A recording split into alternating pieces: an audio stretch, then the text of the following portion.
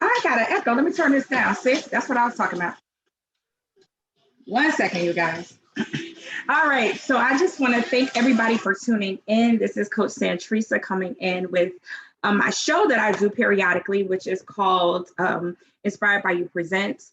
And so occasionally we come on, we go live, and we chat about topics that are relevant to people. Inspired by You is a company that I'm the CEO of, and we are a company that helps people to, at the end of the day, say that I want to change because I am inspired by you. It's something that you've done, something that you've said that sparked something to want to change within me or within someone else.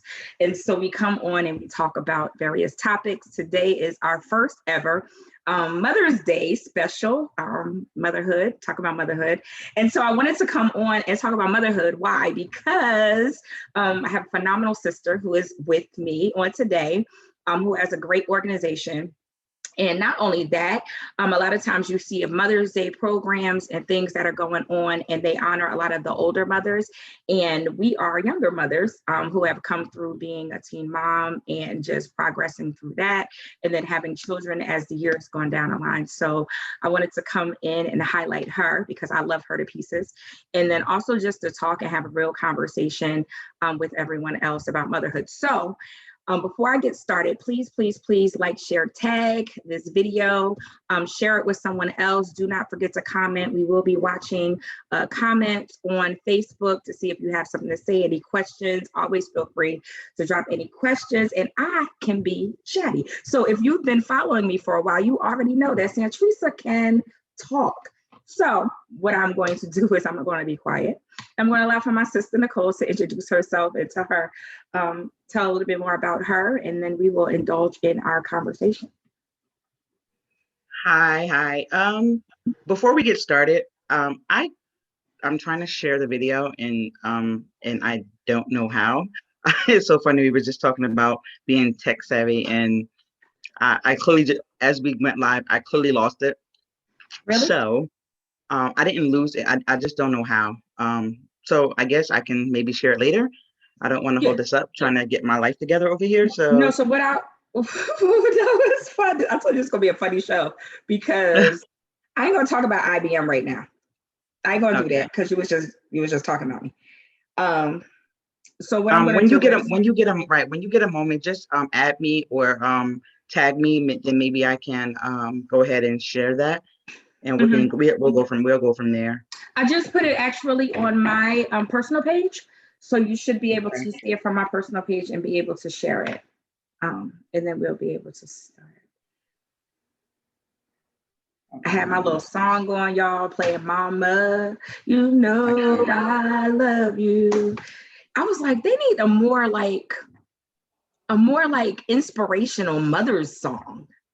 Like that's kind of like Mama. It's like a little drag, right? And then, don't be bringing me down. Yeah, right. And then they got like the Fantasia song, like B-A-B. I'm like, listen. I mean, so I don't want to be looking you wanted to put on Baby Mama? Yeah, like no, I wasn't gonna put that on, but I'm just saying, like, no, what if I'm a wife? Right? Yeah, I don't. I've been a couple times. Listen, brides at one point, we still baby mamas. Yeah, we are, but wait. I'm just saying that, like, what if I was a wife and I wanted to be inspired? You know, what if I was past that point in my life? And you can't let hi everyone. My name, I'm Nicole. I'm Nicole Jack. Let's reel it in. we can go off on the tangent real quick. I mean, really. I was having a quick moment for a second. Oh my goodness. So I am the creator and CEO of A Mother's Touch. A Mother's Touch is, I won't call it so much an organization, but it is an organization because it's an organization of women. However, it's A Mother's Touch is a community of women helping other women, whether they're young, older. I won't say old because we're never too old, but and it's just helping with resources, trying to connect on a peer-to-peer level. I started this back in 2012. So it's been a while. We've been on, we've been off, but my main focus for starting a Mother's Touch was to connect with friends that basically are going through the same things that I was going through at that time, which is being a teen mom. I had my first child when I was 17 years old, and from 1999, which is the year I had her, to now, I felt, until 2012, I felt creating something like a Mother's Touch, connecting with women going through the same thing I'm going through, was beneficial because I needed help, and I felt having an organization of women, of strong women in my circle, that helped me. So I felt the need to want to extend that and help other people. So that's really how I created a Mother's Touch, and and we've been kind of rocking on and off since then. Of course, throughout the years, things have changed, but for the most part, that's basically what a Mother's Touch is. That's the grounding of it.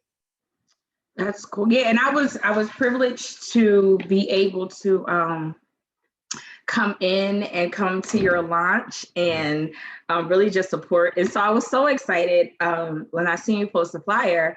I was like, oh, I gotta go, because sometimes like you get to that point and you just need that support.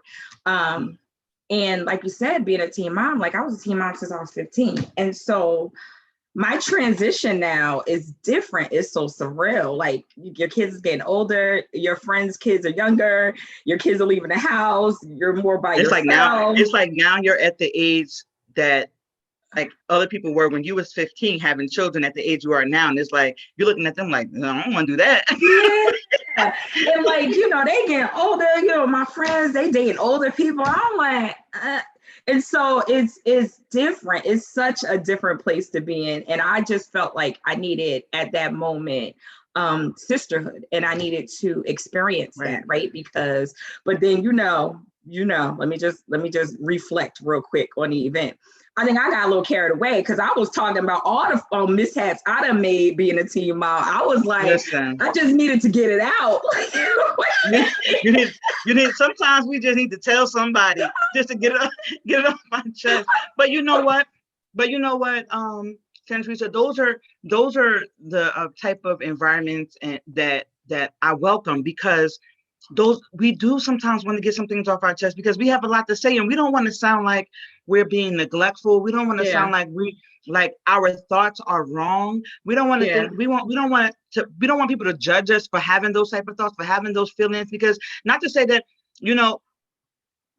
I would never ever want to hurt my children intentionally. That's nothing I ever even thought about, myself, my children, my family. That my children are, that's why I grind so hard, because of my children. So there's never a moment where I say, I often say, I don't like these kids, but I love them to death. Like I would literally give them the skin off my bones if I could, just to make sure that they're okay. But liking them is a totally different story. And I think we touched on that during the launch, and we was talking about how sometimes we don't like them, or for a long time when we first, when we had them, we didn't like them. Like this kid, because you know why? Because they altered our lives. Like we have, as kids, we coming up and we have all these dreams. None of those dreams that I can remember included children. None of them. Like none of the dreams included, I'm going to be an astronaut and I'm going to bring my kid with me.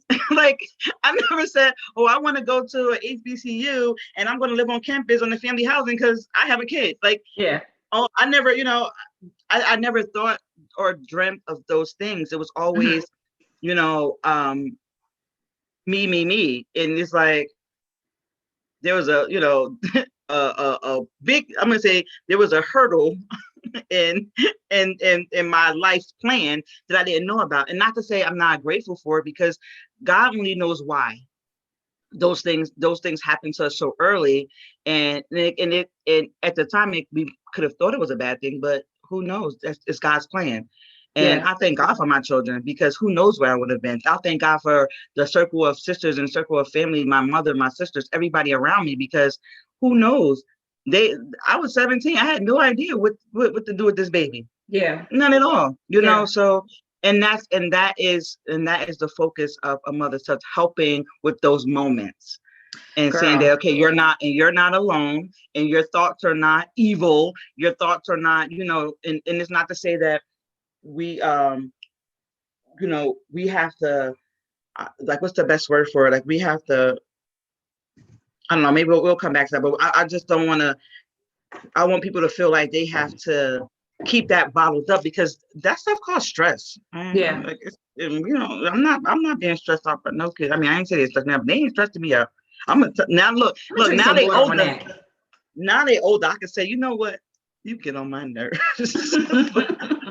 I wouldn't have said that when they were younger, but I you think get on my nerves. for me, it was a little bit different when I became a teen mom, right? Because I think I was at the point in my life. So, I grew up with both of my parents, and I'm blessed for that, right? But then it seems like when their life was disturbed, because I was the youngest, I feel like I felt it a little bit harder, right? And I say that because my siblings are about 10 years older than me. And so they were able to leave and go out and be with their friends and stay out for hours, and I'm in the house. And so at one point in time, I felt like neglected. I felt like no one loved me. I felt like, whatever. And I used to be like, I'm gonna have a baby, and my baby gonna love me for me, and it's gonna be me and him. We gonna love. And so what happened? I had Marquise, girl, and my son loves me. I love him wholeheartedly. I had absolutely no clue what to do, but Marquise is just like me. And it's so funny because now I didn't think about it. Now I'm the baby of the family, having the first grandchild, right?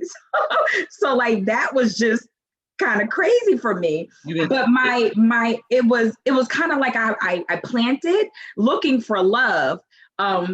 And then years later, having to learn how to love myself outside of my children, right? Right. And so I had the bumps in the road, and the things like so for me, it was always like, after I did that, then it's like, what's next? And so I was quitting, like I quit high school. Let me go get my GED. Like everything for me was now a rush, because I started off as a rush. I was trying to progress as fast as I could to get away from the situation that I was in. And so everything to me was rush, get my GED, drop out, go to business school, get a job, I've been working forever. I've been looking now like I'm only 41. I'm ready to retire. I've been working since I was 15. Like, I'm tired.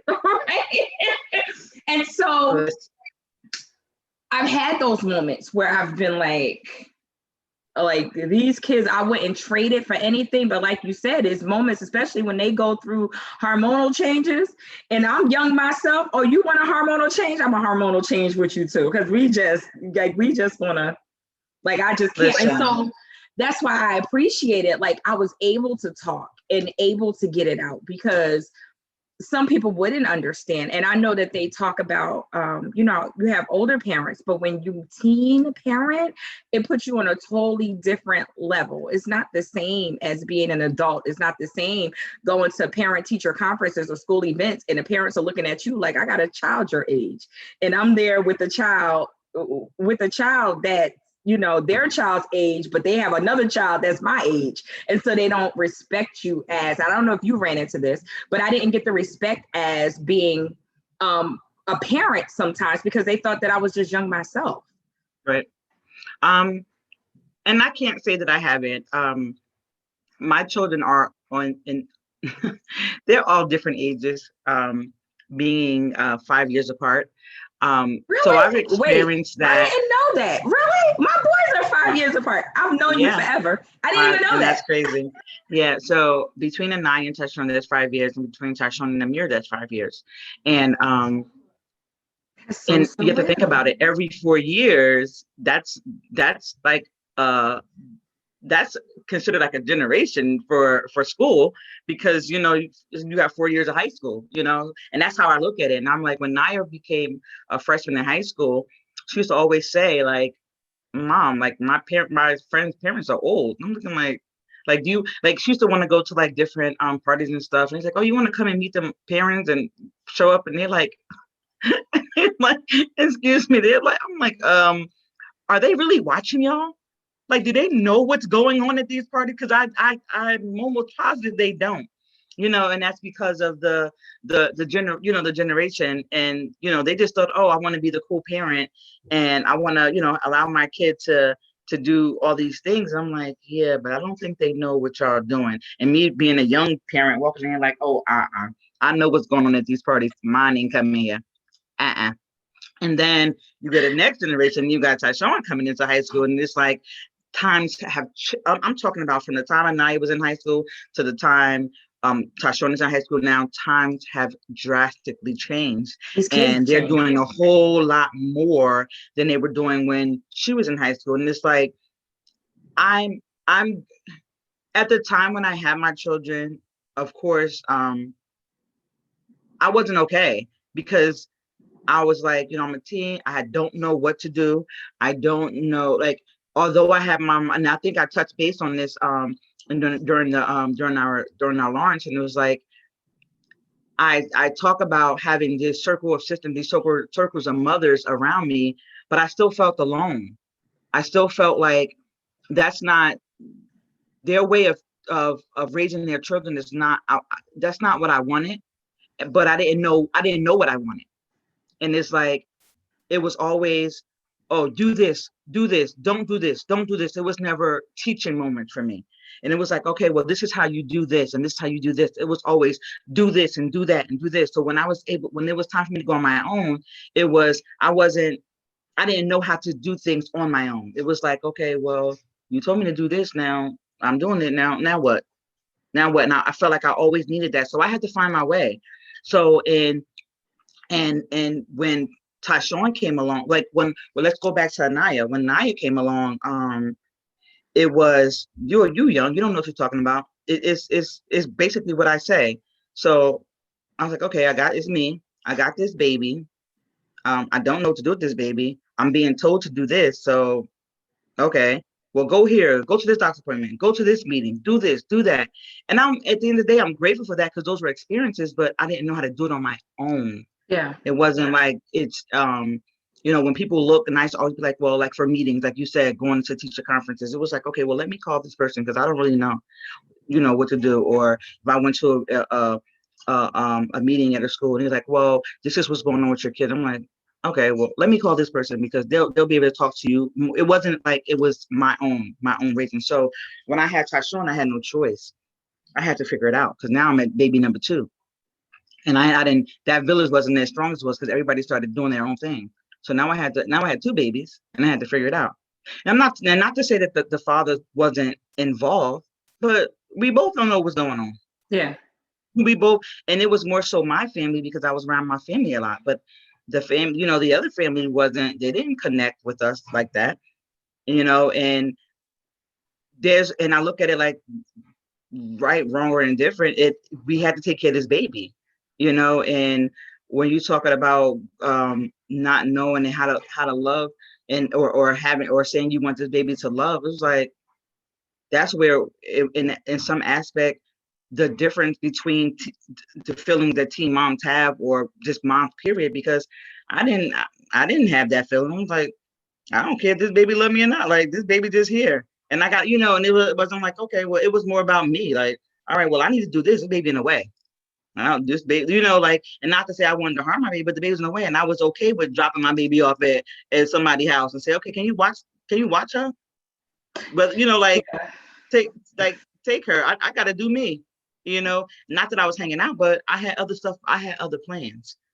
And I had to learn to do things. I had to learn to step back and be a mom and watching others be moms and not just moms, being parents and learning, because think about it, I got a girl and I got boys, and I had to learn how to be at times that mother figure and that masculine figure. I can't say father because I can never be their father. Yeah. But that strong, mother and masculine figure for them so they can understand and try to understand both sides, Yeah. So I get it. And I hope that, like, I feel like I'm all over the place with it, but yeah.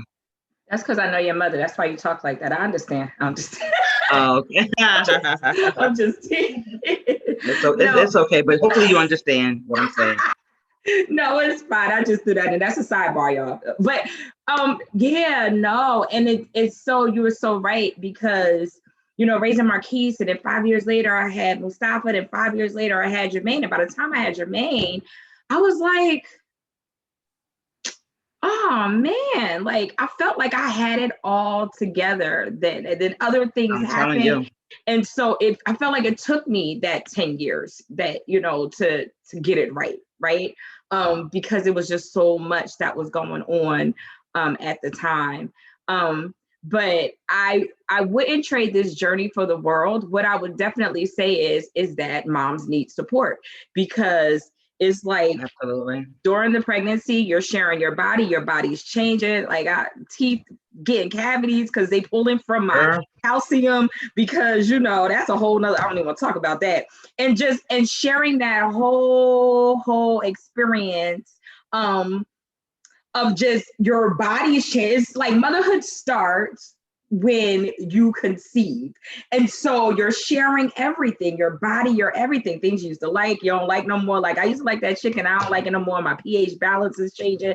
And so people don't understand motherhood starts early. And imagine going through that at a young age and not really fully understanding, why am I going through all these changes, the hormonal changes. They gotta go. Like, those are my other children. I have two little babies. I was gonna say I can't hear them. Hey, Panitha, thank you for tuning in. Please share. Anybody, everybody that's watching, I just want to acknowledge you that if you are watching, please feel free to always comment and say whatever, if you want to comment, ask any questions or anything like that. And I just wanted to honor mothers and honor younger mothers, because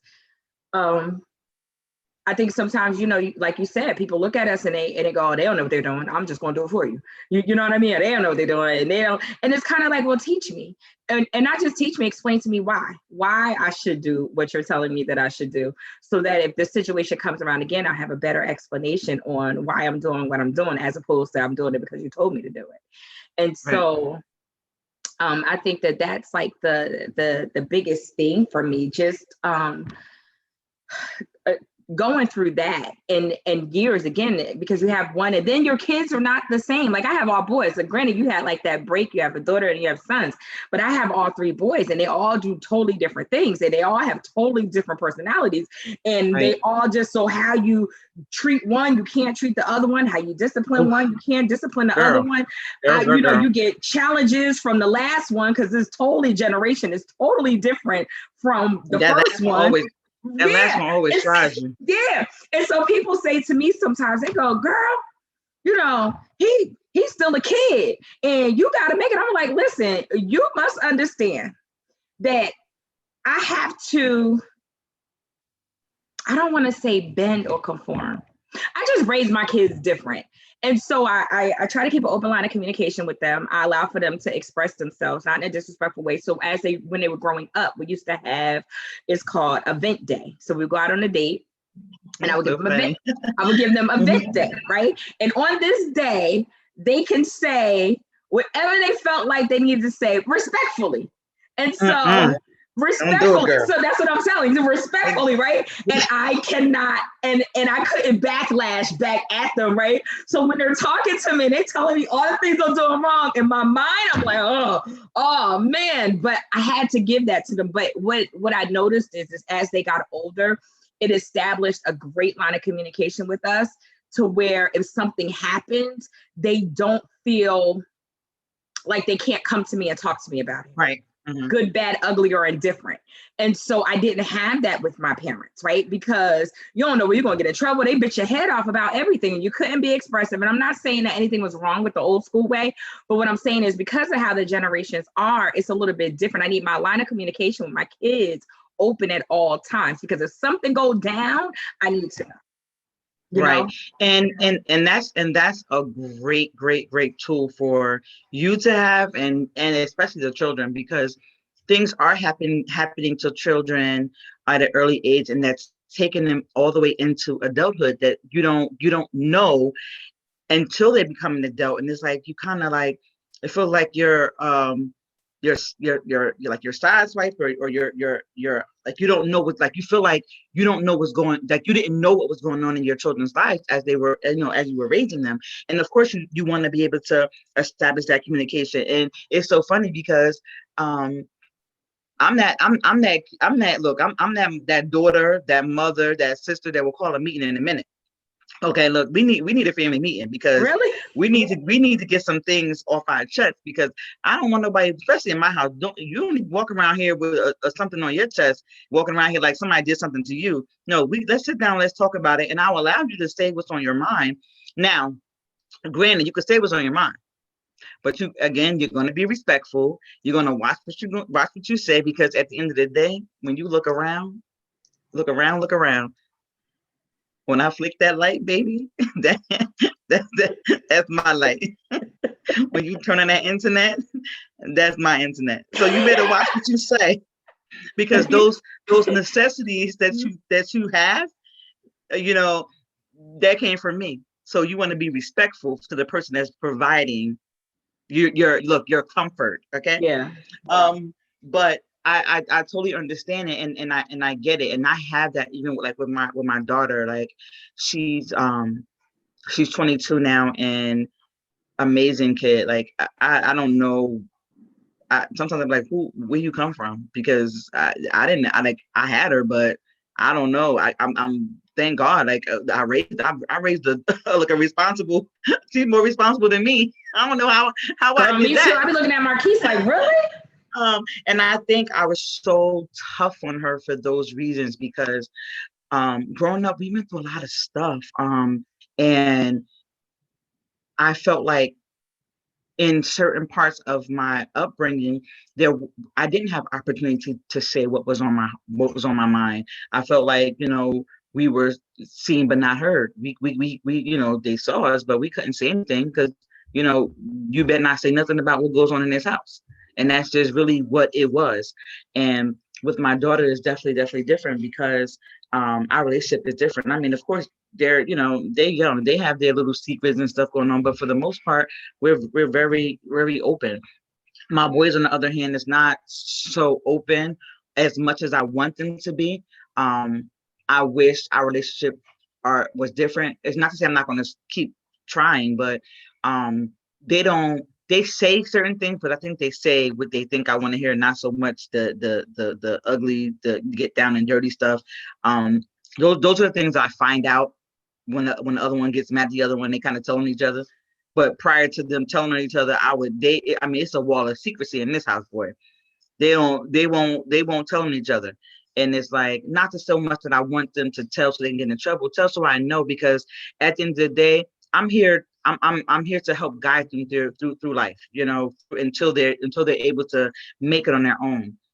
And I want them to be able to understand that I'm here to help. If they was to ever get into any type of situation, if I don't know the situation, how can I help? And it's like, I want to hear the good and the bad. I want to hear what they did. But most importantly, I want to hear what you did. Yeah. Because I can't come to a knife fight and they blazing guns. Yeah. You understand? And I want to be able to say, okay, I understand my kid did this, but what they did don't warrant that. I want to be able to say, I want to be able to protect them and defend them properly. And I tell them that all the time. Do they get it? No. Maybe if I send them a text message, they may respond in a text message, but to have a sit down and open a verbal conversation, I'm not there yet. Maybe I'll try that day that you're talking about. It works. We'll see if that works. Yeah, it works, but it's a process, and it's funny because even Jermaine, like now, like he'll do something. I take him to like basketball practice, and he'll be like, "Mom, I got permission to curse." And so somebody older might be like, so one day, I'm like, okay, whatever, Jermaine, and it'll be whatever. So he'll say whatever about the game, whatever the case may be. And then if he gets carried away, I'm like, Jermaine, you only asked for permission for one word. Like one time, you just look, like don't abuse it. Yeah, like sometimes I gotta reel them in. And so, which is cool. And then, but one thing that I absolutely love with my kids, that I instilled, which I really didn't understand what I was doing when I was younger. And so, if they go out, which, you know, I very rarely let them go out, but when they started getting older enough to go out, I used to tell them, and so a lot of kids are mad at me, but I used to tell them, if you're somewhere and you feel uncomfortable, to call me. And, you know, act as if I just text you. I've been blowing your text messages up. So Marquise used to call me and he used to be like, hello, Ma. Like, why are you texting me like that? And when he says that, the keywords, I'll be like, are you safe? And he'll be like, yes. Do you feel uncomfortable? And he'll be like, yes. And I'm like, oh, okay, come home. I'm like, can you make it home or you need me to come get you? He's like, no, I can make it home. So like he's talking, they're thinking that I'm chastising him for being out, but I'm asking him those safe questions. So then I know how we need to conduct ourselves in regards to if I need to go get them, are you on your way home, or whatever the case may be. And so we do that because even when they're with friends who they feel like they were safe with, that's what they do. And they still do it to today. And it just kind of trickled down within them because Marquise taught it to his brothers. And, you know, they taught it to each other. And so some days I laugh because I'm like, wow, like I really didn't understand, but I didn't understand the climate of the world was going to get to what it is right now.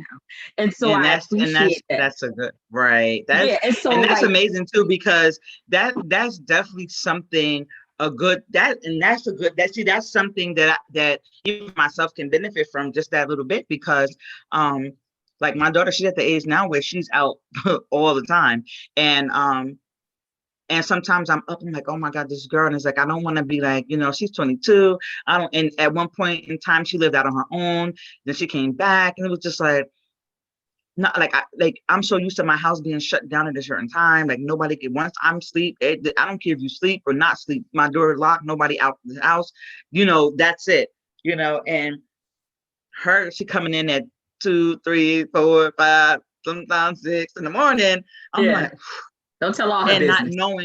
Not knowing if she's okay, because those things. I say, you know, just shoot me a text message. You know, you don't have to call. Just shoot me a text message. You know, and that's how they communicate now. Anyway, I don't care if it's on social media. I don't care if you put on social media and put my name, tag me. I don't care. Just let me know that you're okay. And even with my son, I don't allow.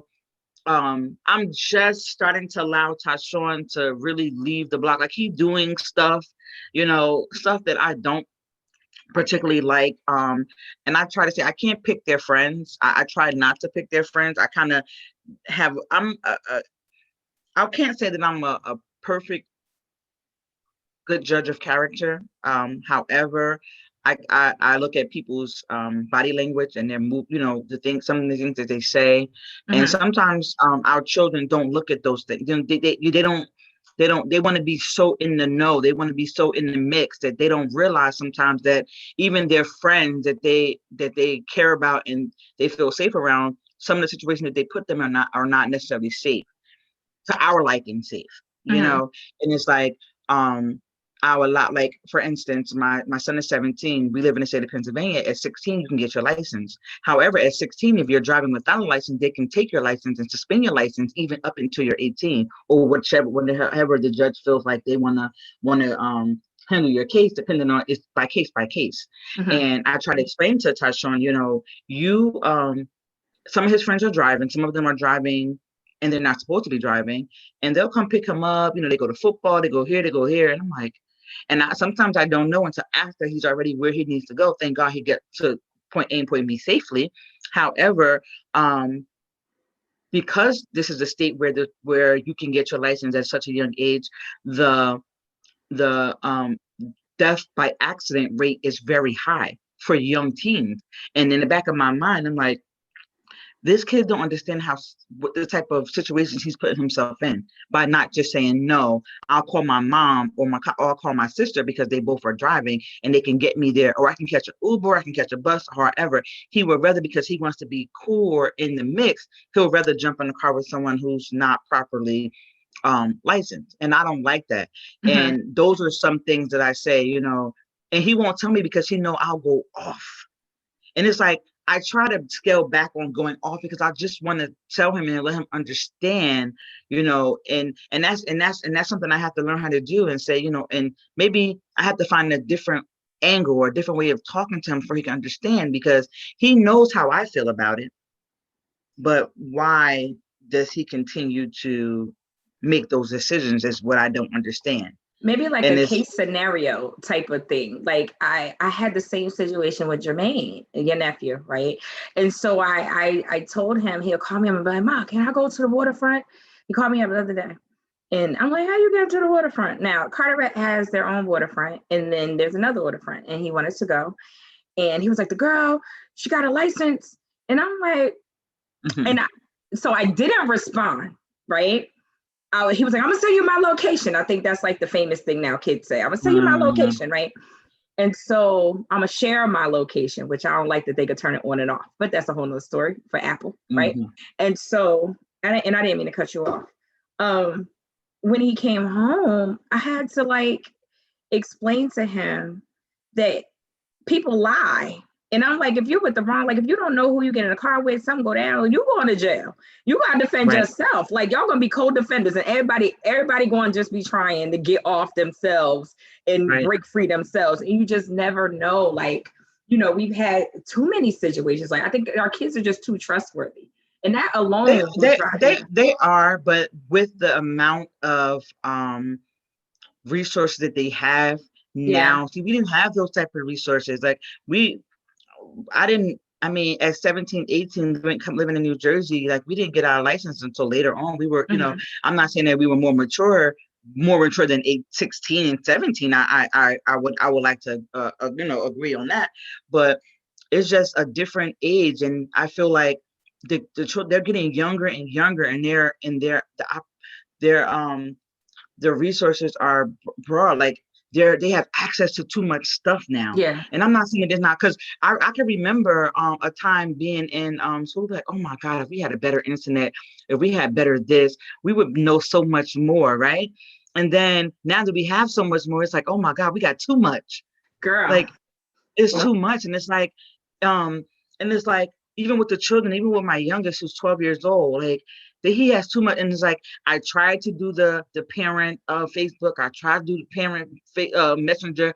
I tried to do all those things, but for some odd reason, the boy got this and the boy got that. Now how?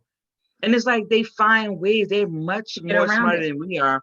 And it's like, I always, it's so funny. I'm like, oh, y'all think y'all smarter than the fifth grader? And I joked at that old show because, I always say I try to stay in the know, because these kids be trying to play me in here. And listen, and they got apps that bypass the regular texting app. Yes. So if you put, like I used to put the parental block on there where your kids can't use the phone after a certain time, but they download the app and their friends just text on the app. And as long as you got Wi-Fi, they could just easily go, because you can't block their Wi-Fi for a blocked period of time. So then they could just use the phone anyway. And it's just kind of like, listen, these phone companies don't care about no Wi-Fi. Remember, we used to say, "Oh, we'll just turn the Wi-Fi off." Now these companies give you free Wi-Fi, free Wi-Fi, so you can't even turn the Wi-Fi off on these no more, because they got unlimited access.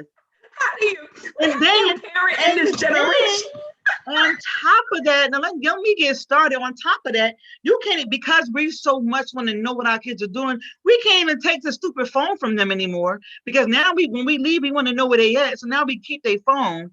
So now, and on top of that, they not only if we take their phone, these fools, they email each other.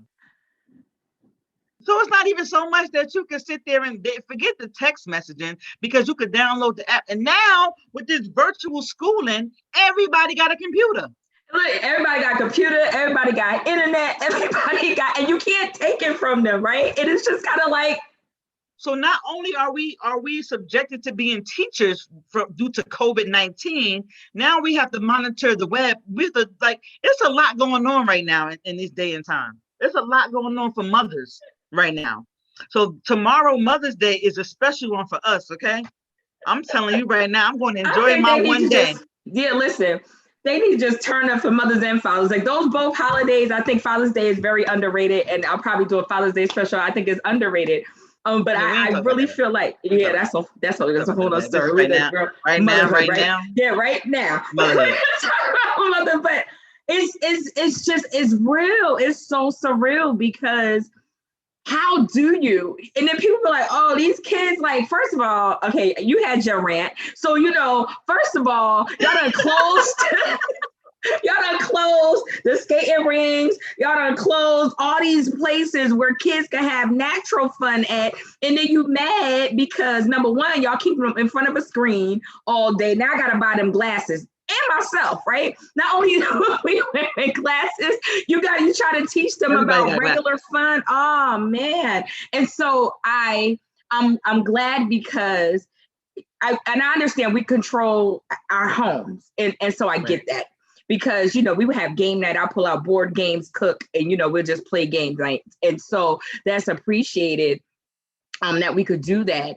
But then, like you said, it's just kind of like, years ago, they used to lock the house phone in the room, and kids laugh because you used to be happy to buy that really long cord that went to the house phone where you could walk the phone around the house if you wanted to talk. And so it's hard, it's just hard sometimes to kind of like, okay, I can't take their phone. I can't do this. They need their phone back for school, but while they're on the computer or while they're on the phone for school, they could be texting their friends, like anything could be happening in the midst of all of that, And so it's just different. And I think, for me, some days I have to be like, all right, God, I just trust you. You know what I mean? Like at the end of the day, like I have to just really trust that I've instilled enough into my children that they know, and I'm there, it's different parents and young adult children. And even as Jermaine is coming up, and just some days I'll be like, like, like somebody said, Lord, what? Listen. So I try to be very transparent when I do shows because I know somebody else out there may be struggling with the same thing. And so for me, people will say to me like, you don't make him go to church. And like, you was made to go to church. And I'd be like, listen, so in my mind, it was an issue, right? And I just said to Jermaine, you can get up for basketball, but you don't get up on Sundays, you be too tired, and I'll be in a rush. Oh my and I'll goodness. be like, right? And so whatever you want to do, I'm like, you're in a rush for, right? But it's the moments of knowing, I remember I was taking him to basketball one day and I had to run in the house to go get something. And I had music on, our Saturday music or whatever. At the moment, I forget, I think I had Usher on or something like that in the car, and I was bumping it. And so I was like, let me run in the house real quick. So I come outside, and before I could get to the car, I hear gospel music playing. And He's Able, blasted, right? I'm like, who the world blasted He's Able on Chadwick, right? So I get in the car and it's Jermaine. And he has like this whole big gospel playlist, right? And so I said, thank you, God.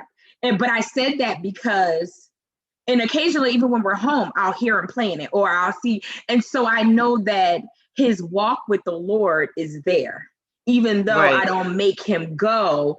And I allow for him to say, well, I'm going to go to church this week. And I'm like, okay, I don't put the pressure on him because I don't want to chase him away. And I know that could be a very sensitive topic for a lot of parents, especially a little bit older than us, where they feel like you shouldn't give them that choice. But he's 16, so I made him go a lot of years, right? And now it's kind of like I'm a little bit more lenient in regards to it. But I also see that his relationship with the Lord is already established. Whatever ordeal or however he's walking that out, and I still lead and guide him, but he knows in his mind like, oh well, no, I'm gonna go, I haven't been in a while, let me go, or whatever the case may be.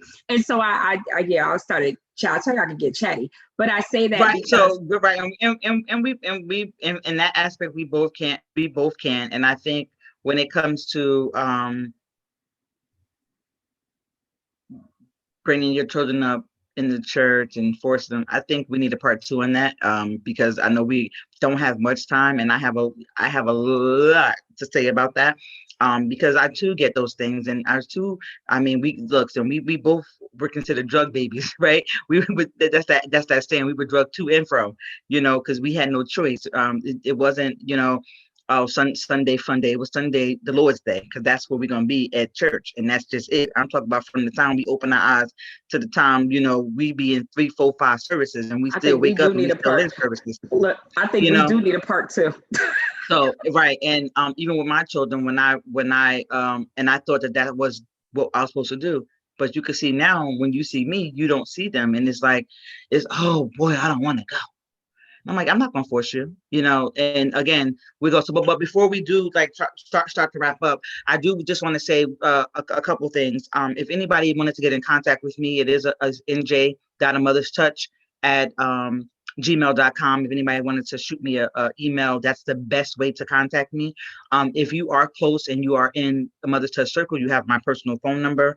If you did want that, you, of course, just email me and we can have a conversation. You can reach me on social media through my regular page and also through a Mother's Touch page. You can just go in the search engine and put a Mother's Touch in. It should come up.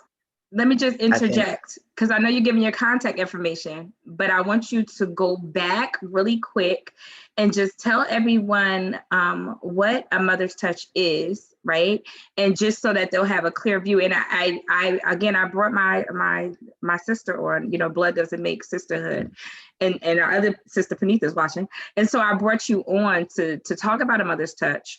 I know that we kind of like talk, and definitely I will want to come back and just kind of talk a little bit more. I think it's very helpful to come together and just to share parental experiences. I definitely want to say that I honor you, and I as being a mom, and also for being opening up an organization to assist other moms. So again, I just would like for you to share a little bit about A Mother's Touch, tell our listeners, and, just to recap in case of someone that came on late, about A Mother's Touch. And yeah. Okay. Well, Mother's Touch is where I want to say a circle of sisters, but I'm kind of switching to that. But it's an organization inspired to educate, encourage, and motivate young women, young mothers, into becoming better people to themselves first.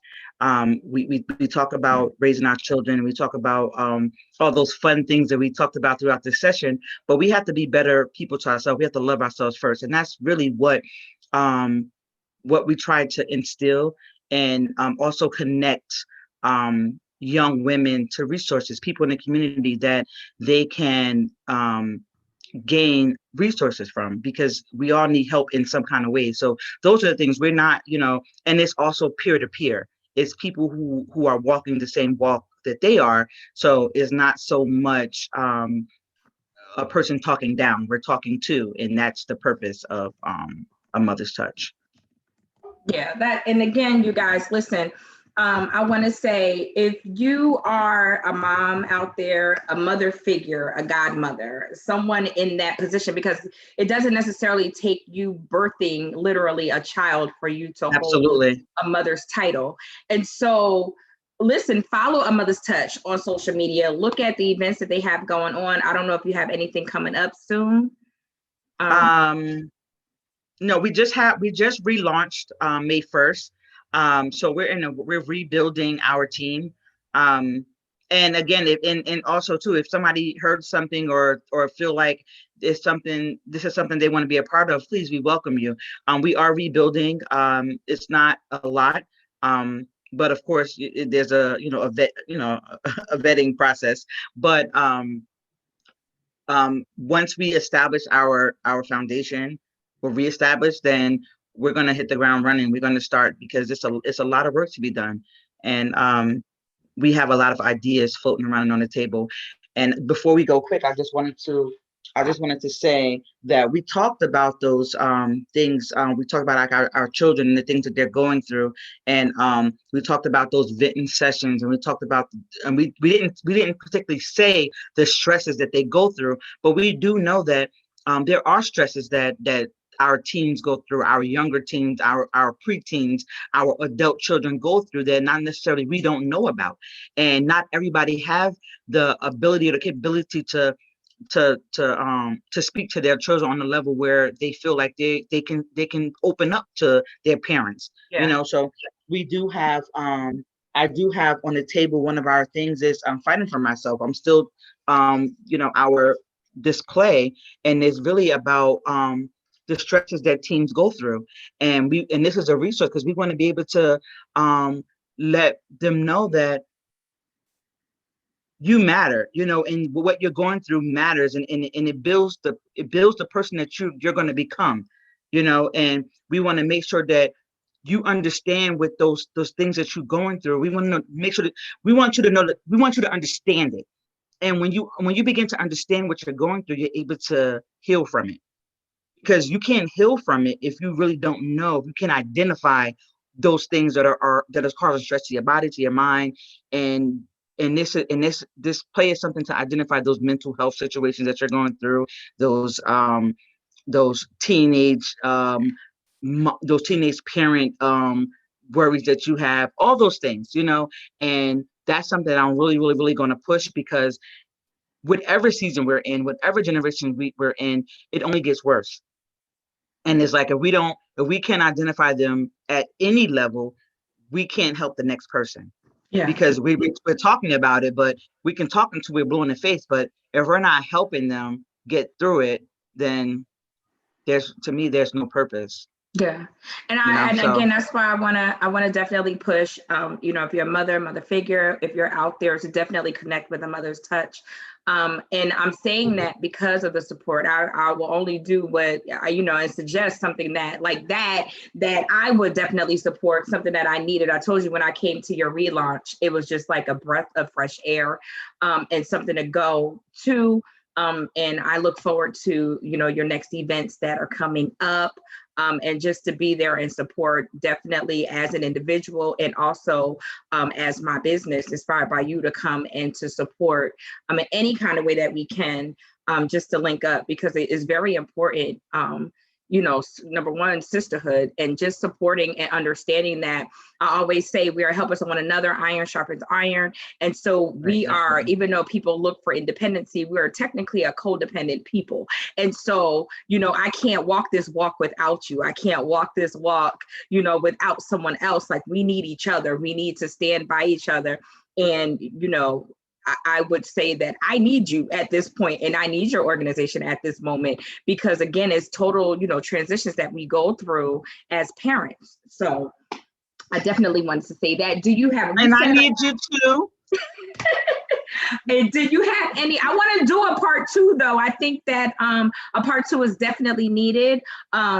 Just to come in and talk, because again, like you said, and like we was talking about, and I know we're both kind of, with our time constraints, but I definitely want to come on and kind of just talk about some of those things and some of those issues, and we can outline it out, because I think a lot of things need to be understood, especially handling raising a child and not forcing religion on them.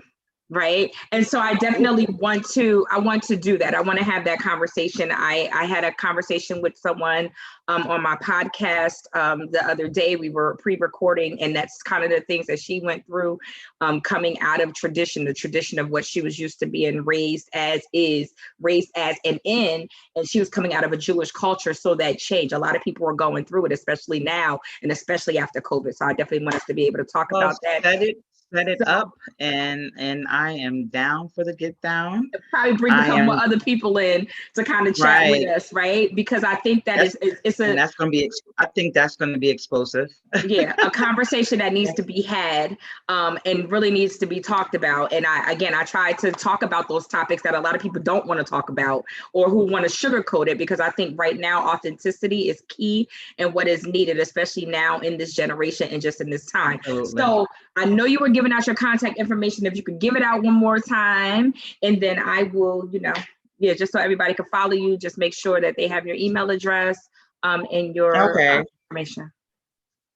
If anyone would like to get in touch with me, You guys can email me at nj.amotherstouch@gmail.com. You can also, I do have a web page up. I'm in the process of, we just relaunched May 1st, so I'm in the process of switching it up because there's something funky going on with the website. However, it's still there. It's just not updated. And you can, and if you do go on my website in njamotherstouch@weebly.com, you can still leave me a message. However, looking, if you're trying to find updated information, you just won't find it. So the best contact is to hit me up through social media, which is that my phone? You can hear that? I'm sorry. It's okay. I was posting your email in the comment section, so maybe that's why it was dinging. Oh, as you was yeah, the notifications was coming through. I'm like, what's going on here? But yeah, you can or go right to my page on Mother's Touch. You can also leave me a message there. Again through or through my regular page if you are closely connected. And I can also, once you send me a message there, I can shoot you the information, or you can go right down in the comment section, because clearly my wonderful sister is updating you guys. And I'm not that quick with the tech. I'm gonna have to go look. I was like, I'm gonna have to go back and put the rest of it. I was missing out on some things. I just okay. I'm like, I got, and that's the thing. I have to wait until it's over, because trying to do it while I'm talking is not gonna work out for me. But thank you. But yeah, that's how you can get in touch with me. Right now, those are the only avenues that I have. Hopefully sometime soon we'll once I get updated with this technology and not use my IBM computer. I was about, don't talk, I knew you were gonna talk about my IBM computer, y'all. I knew she was gonna talk about it. Yes, we're gonna work it out. We're gonna work it out. We're young, but we're like it. We're like those older millennials. We're those. Yes, the older millennials before, like we're the first, portion. We was in between, and so if you grew up in certain neighborhoods or certain cultures, you felt the older version before the new. We was looking at everybody getting newer stuff while we were still dealing with the older things. The new encyclopedias came out, but we were like, was like 2 years before. Yeah. I got you. Everybody had a DVD player. We still had the VHS recording and rewinding. You know what I mean? So, we just felt that. We just felt that effect. Do people still use those things? I don't even know. I do. I don't know. But yeah, but that's it. Yeah, so I want to thank you for coming on. I'm definitely going to set up for us to come in and to chat. And I just want to leave with everyone that successful mothers, right, are not the ones who've never struggled. They're the ones that never gave up despite the struggle. So I just want to say happy Mother's Day to everyone out there. Thank you for tuning in. We will do a part 2. We will post a flyer, and I so look forward to chatting with everyone and coming back and doing this again. Thank you so very much. Take care, guys. Thank you.